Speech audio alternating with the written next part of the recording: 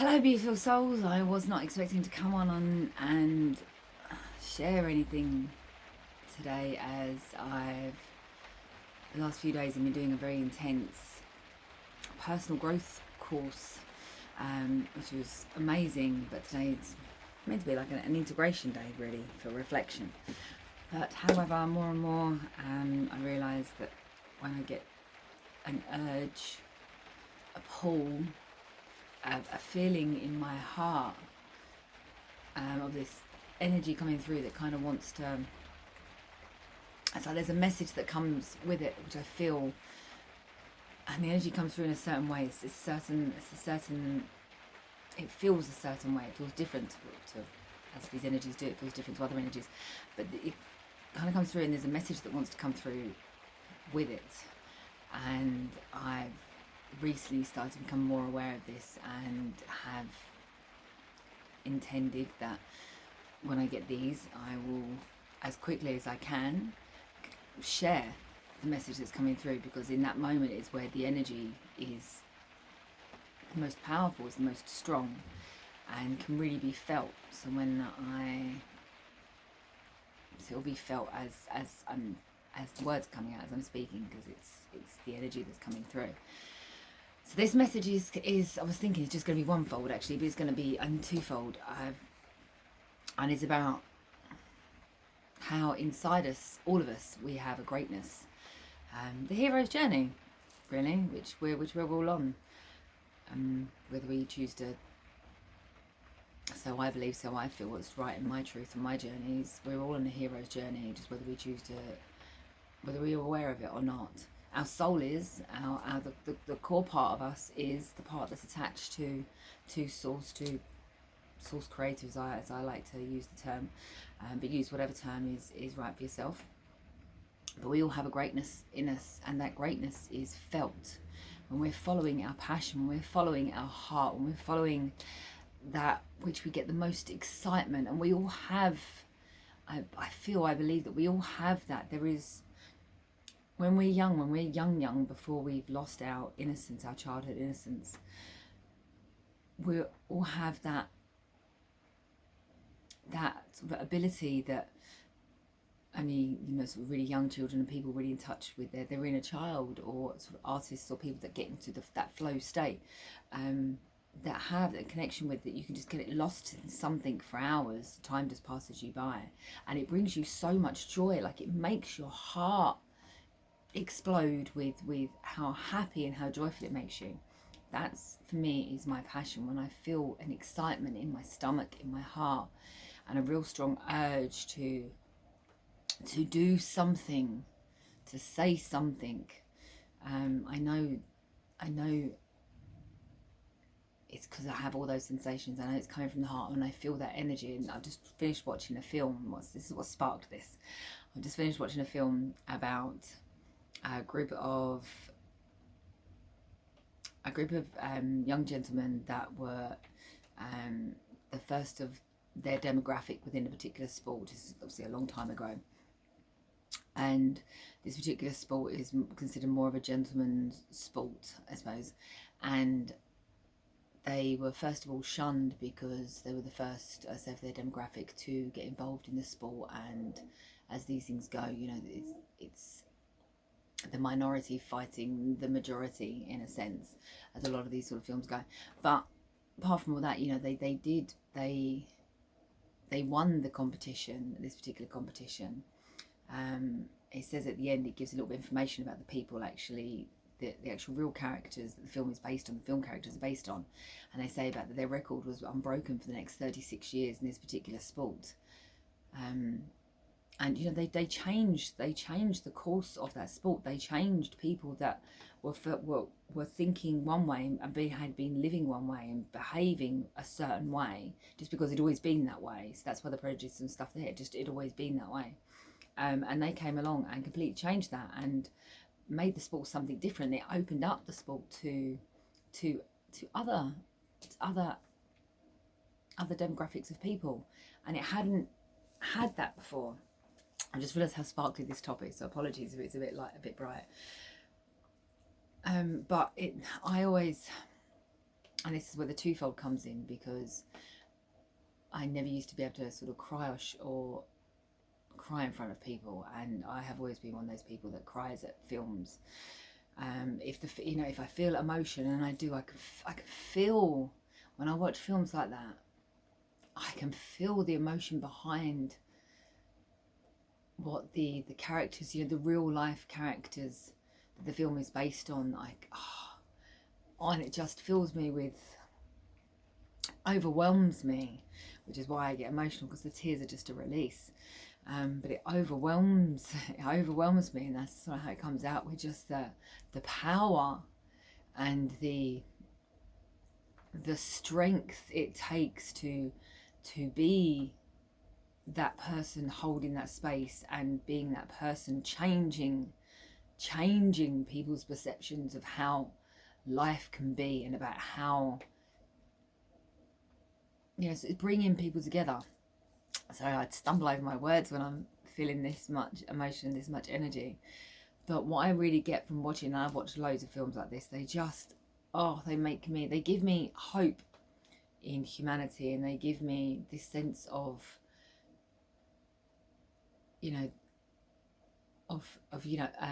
community, and people coming together, and we really are all part of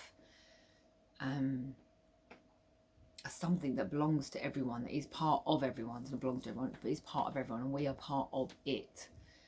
And you can really feel that when I watch films like that. I just feel it so much. And it's not sad tears, they're happy tears. They're tears of that sense of just everyone coming together, that wholeness of when people come together in that space, and when people's perceptions and prejudice are changed forever, because of the strength and determination of usually one person, or a small group of people, or a small group of beings that come along, and they just completely change the course of history. There's been many people like that in that we would have all learned through history in the lifetimes past. And it just kind of, all I kept getting when I was watching the film and towards the end was just, we all have that greatness in us. I do, you do, everyone has that, can get in touch with that greatness when we're living our purpose, when we're truly living in authenticity, in alignment and balance, the light and the dark, the yin and the yang, the masculine and the feminine, because we all hold those energies within us. We are living on a world of in a world, on a planet of duality and polarity, and then the universal laws say that. If you know what they are, have a research and see if they resonate with you. But we all have the two sides in us, and it's coming into, for me, it's all about coming into balance with the two sides in alignment. That's how we get, for me, is alignment of mind, body and soul. And we come to complete alignment is by bringing those two sides, by realizing that we have both sides, and bringing both sides together and creating a balance. That brings real harmony. And then when you get this, like, it's almost the same sort of thing, you get the two opposing sides, they come together, and there's that balance. And that balance, within that balance, you can feel for me, when I come back to yourself, and I come back to that alignment, and I come back to that balance, and it's harmonious, it's blissful, but it's peaceful, and it's calm. It's like the still waters. When I come to that point, what I like to think of as my 0 point, that calmness, that centeredness, and I come to that point, it's then that I can really feel that connection then to, my speaker's just got off. If you heard that, the connection. Thank you very much for that. See, that can, little things like that can be just the all communicating to us that what is coming out is important, or is truthful in some way. Little communications, little confirmations.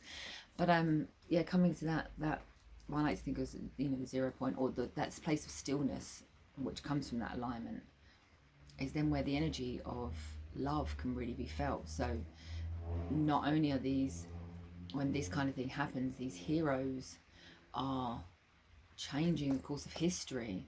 The reason it's felt so much and the reason it's able to be able to be changed, I feel, when watching stuff like that, is because it gets people back in connection with something.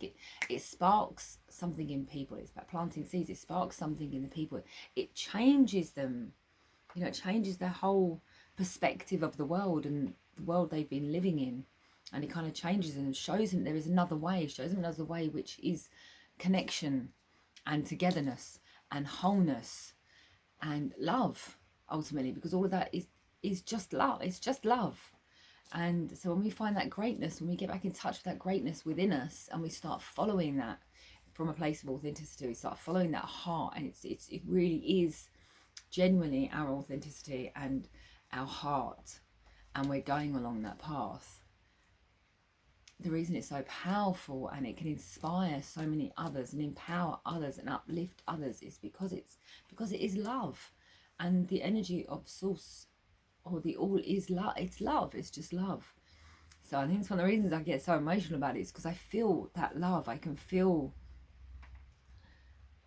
the waking up of people almost when they've been one way, and then something like that happens and it blows open this whole sort of possibilities of there's a different way, there's another way, and there is always another way. And it just, and it does. The amount of times I've been in cinemas and I've cried watching films because they speak to my heart. And I just can't help it. I mean, even out, and this is the twofold. Years ago, I never would have been able to get onto camera and put something like this out there with me being this emotional. I don't think I've done as an emotional video, and this might be where I felt the most emotion running through, not the most energy, but the most emotion running through me, because I never would have been able to be this vulnerable, because vulnerability really in society generally is, or at least in society that I reside in at the moment, and in my experiences in this life at the moment so far, vulnerability is seen as a weakness, and I've always thought that's not true. Vulnerability is not weakness, it's a strength. That's how I really feel inside. Vulnerability is a strength to really stand up and show other people who you truly are from a place of authenticity, from the heart, and be strong in that and steadfast in that, and not, because we all have fears of, sort of being judged and ridiculed and those kind of things, and other people. So being vulnerable, you have to stand up and being vulnerable in front of others, no matter what, because you know that you're speaking your truth, it's from your heart, and it will be authentic to yourself. Its strength is powerful, and people connect with that. When you show vulnerability, true vulnerability, people connect with that, people resonate with that, because they'll feel that it comes from the heart. People can feel that when you're being authentic and true to yourself. So I never would have been able to be vulnerable like this. I used to hide behind watching a lovely film, for example, if I was feeling sad and wanted to have a cry, just to move the energy through me. So I'd watch a lovey-dovey film, and that would almost give me, I was almost giving myself permission to be able to cry and release the emotions that I was feeling inside. This would give me the permission. Oh, it's all right, you can cry now because you're watching a lovey-dovey film, so you've got a reason to. The reason should be just the fact that I'm just feeling the emotion, rather than suppressing it and hiding behind other things. Music was another one.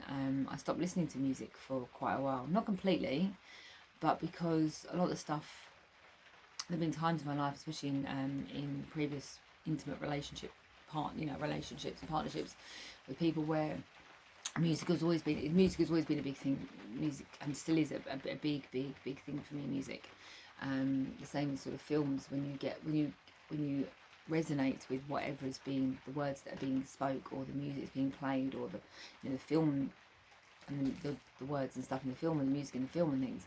When you resonate with that, it can be very emotional, and you can connect with it in a certain way. So for me, I used to use music the same as I would use films. I'd listen to things, and it was almost like me giving permission. A sad song would come on, and because I'd feel the energy or the emotion behind that song, it would give me permission to be able to cry because it was sad, and I would sing and I would cry. It also makes me happy. There's a lot of music that makes me happy too. It makes ultimately, music makes my heart sing, makes my soul happy, and it always has. But I stopped listening to it for quite a while because it used to make me. I used to get too emotional from the stuff that I was listening to because it brought back so many memories, and at the time I couldn't. It was too much to deal with. It's too overwhelming. Now that I've been able to release layers of energy, therefore the memories are not so emotional anymore. They don't bring up all the wounding anymore. It's just stuff that happened, but there's not the attachment to that anymore because there's no emotional attachment for me with those experiences anymore, which is why I was able to get to the point of being able to forgive the other people involved and myself, because I can see things from a different perspective now, because I am a different person. Fundamentally, internally, I see the world differently now. But yes, I never would have been able to do that before. I showed the vulnerability.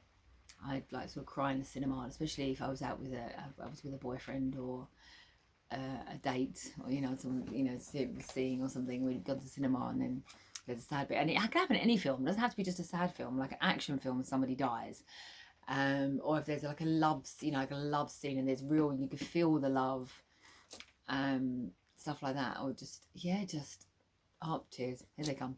I spent so much of my life, I think, hiding that. And I used to be like, my ex, a guy I was with a long time ago, when I was a lot younger, used to sort of joke around because when we went to Christmas at his family's place, once the first year that I met them, the Muppets Christmas Carol came on, and I cried when Tiny Tim died, and he was like, "It's a puppet. It's not even a real person. Why are you emotional?"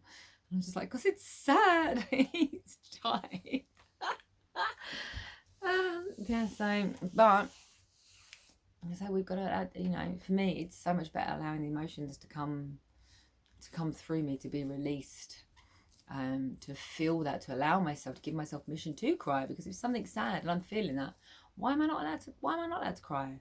To release that, animals shake, this whole thing with shaking energy and stuff, which is amazing. And they actually said this in the course that I just done, but there's what was it? I forget who the gentleman said, the guy who led the course. He was saying about this particular person that he let this bounce and shake from, and they do it in Qigong, and I've watched a lot of Qigong where they sort of bounce and shake. And when we do ecstatic dance with my friend who runs ecstatic dance events, you do a shake, and the beginning to warm up, and it's to kind of warm up the energy. But this shaking with the Qigong is different. I think it's to help sort of release and move energy.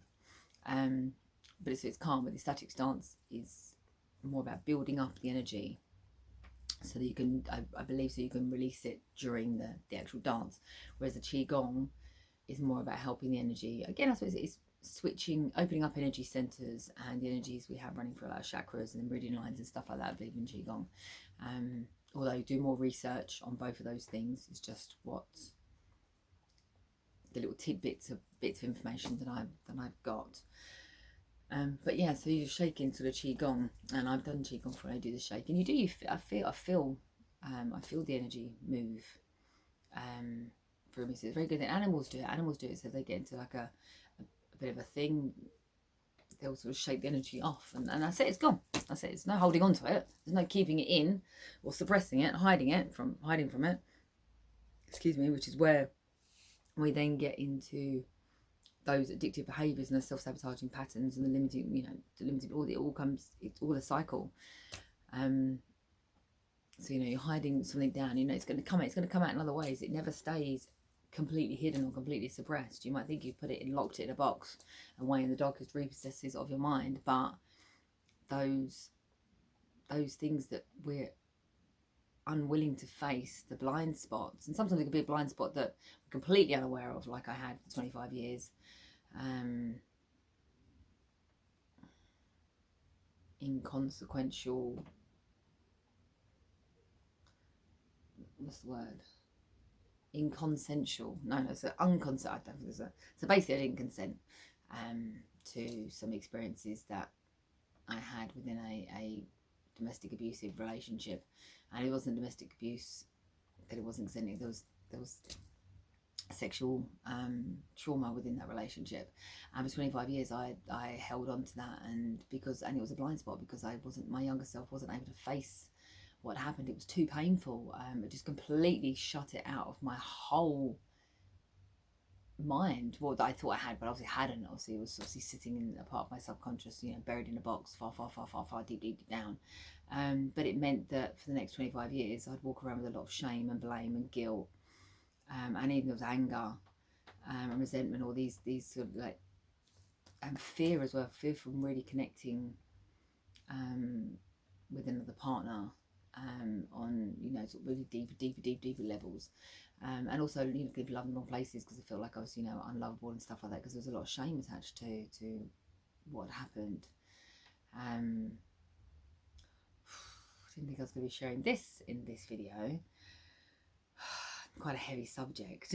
But like I said, there isn't the emotional attachment because I've done the work. I've done the bringing that up and releasing that, and even this is going to be a releasing of that energy on another layer, and obviously it's meant to be heard by someone, as I wouldn't be saying it. Sometimes things just come out without you even realizing that you're going to be saying it. Sometimes things just, you get just the energy to share things, or an urge or a message to share, and you don't even really know why. But I do know that when I'm feeling energy like this, when it's something feels like it's speaking through me like this, no matter what comes up and whatever comes out, whenever I've shared it with someone, it's always resonated in some way. And now I've got to remember what I was talking about before I went off on that tangent. Thank you for that.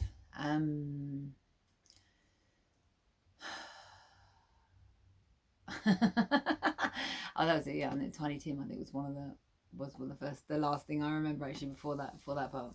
And maybe I'll get to that other stuff in another video. Just obviously had to be touched on because it could be quite a subject, quite a hard subject to hear. But like I say, it's moved through me. That was expressing the feelings. Thank you. So the feelings and stuff have moved through me with that particular experience. It's one of it was the experience that at this moment in time that was completely blindsided me. Like I said, I had absolutely no idea that was within my energy field, that I'd been holding on to something like that.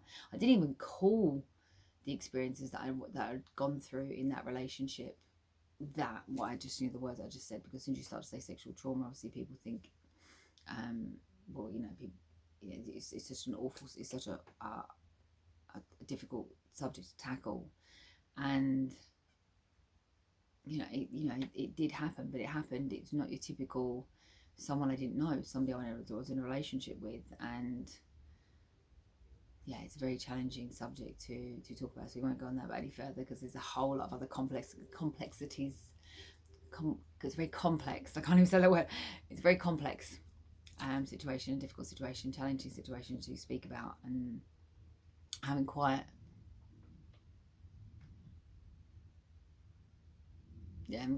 got how to speak about it all without I don't know, possibly opening up other people's wounds, or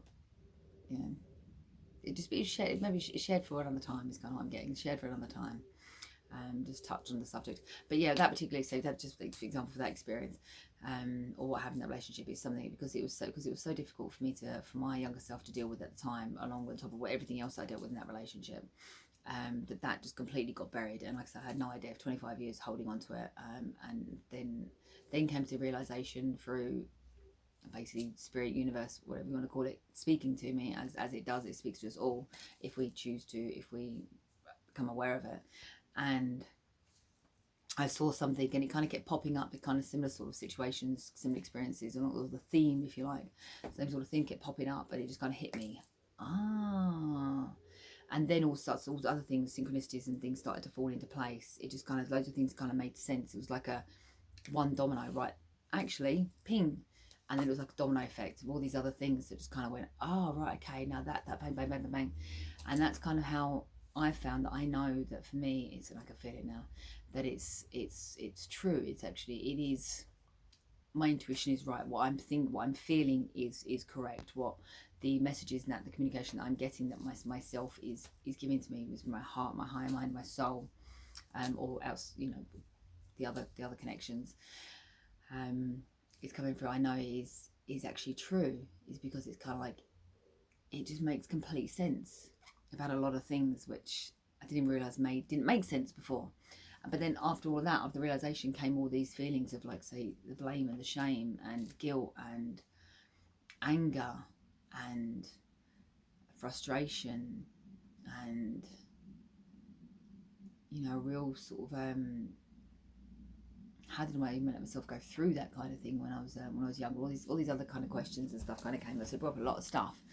And the fact that it brought up so much stuff, the fact that I buried it for so long, was quite surprising. The fact that how much stuff I actually brought up, but I was able to, because of the practices and stuff that I had gone through, what I'd been learning before this realization, I was able to do the work to sort of clear that energy through, so that I can talk about it now without, you know, I never would have been able to talk about and share those particular things before. I mean, I went to see a counsellor a few years after the relationship ended, and the subject never came up, because I don't know if it's something they ever brought. I don't remember, it was so long ago, whether it was something they ever broached, or it's just something I didn't say, or whether they asked and whether I lied, or, to be reflecting back, I feel that version of me wouldn't have even been lying, because I was so unaware myself that is exactly what had happened, or that was it, with even in that experience, that if I'd been asked, did you guys suffer anything like this, would you experience anything like this, I probably would have been no. And that I would have felt that would be my truth for me then, because that's exactly how I was looking at the situation, or looking at what had happened. And then 25 years later, I realised, actually, no, it wasn't quite actually that way. It was like I was seeing through a different set of eyes, because I'm a different person now. But what I wanted to say is, so these things, our blind spots and stuff, this stuff can be buried within us, but yet it's still controlling us. It's still pushing our buttons as to the way we see the world, experience the world, you know, the things we behave in the world, how we behave in the world.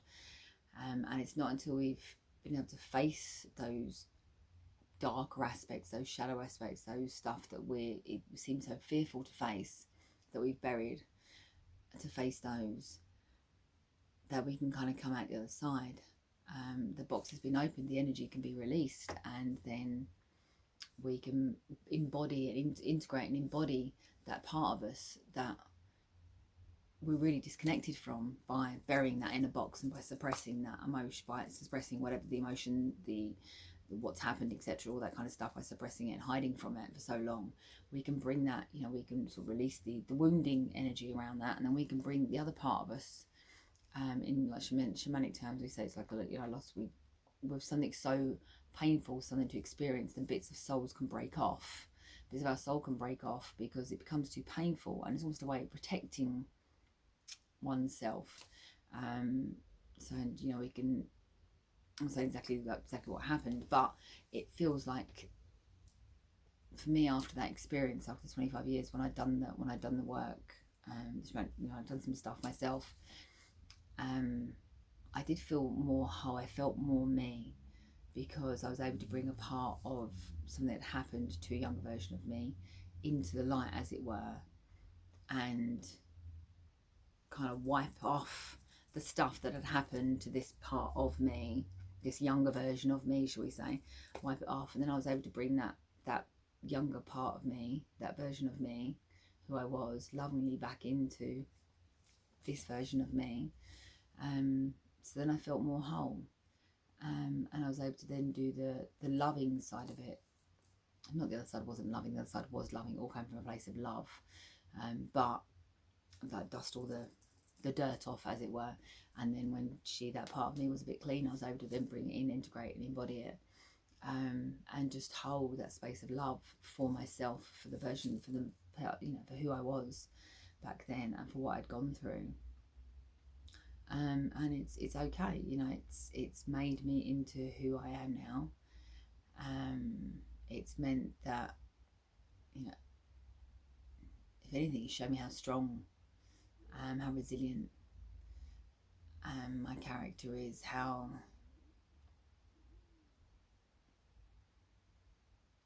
you know, it's still in touch and in love with myself I can be, and I could be in love with that, you know, have love for that younger version of me, because she didn't really know any different back then. But yeah, so these blind spots, you know, basically what I'm saying is that then just because they're buried or they're suppressed, and we might even be consciously, you know, unaware of that, but they're still there. It never truly actually ever goes away unless we do the whatever process it is to actually release or let go of the wounding surrounding that experience, let go of the trauma, and come to a place of wholeness again, and balance and alignment, and then it's back to love. But you can't, it's harder to get to that real connection of love and balance when there's all these other stuff that makes the world seem like such a dark, harsh place to be existing. And there's a lot of beauty in this world, but if all you've ever known is fear, and I'm not saying this about me, but I'm just saying in general, if all ever being has ever known is fear and anger and hate and all those really heavy, dark emotions, like heavy, dense emotions, then it's hard to believe or have hope that there is actually other in the world. If you've only been shown one way, you're not going to have any experience of there's actually another way until someone shows you there is actually another way. And that's what that whole film was about. It was about people's greatness, and because they followed their passion, they were true and authentic to themselves. This group of gentlemen, they followed their heart. They had support around them that inspired them to and empowered them to do what they did, and then they were able to, because of the power behind that, with following your heart, the impact that can have, because it comes from a place of frequency of love, that is impactful, that is powerful, and that can bring about real change. And for me, that's kind of what the hero's journey, you would say hero's journey, but that's what they call it. That's kind of what they call it. There's a really great film that I watched on YouTube, all about someone made a really sort of like self-development kind of inspiring film about the hero's journey. I think it's just called The Hero's Journey, if you want to go and look it up. And it was beautiful, and it basically says that this is the hero's journey is us being human, is having this human life. How we start and how we finish is all a part of our soul growth, because this isn't, to me, isn't our real life. This is our temporary life in this human vessel, to have these experiences, which are all wrapped in love, in one way, shape or form, to then, as part of our soul growth, as part of our spiritual development. So then when we go back to our real lives, which is our soul, back to that non-physical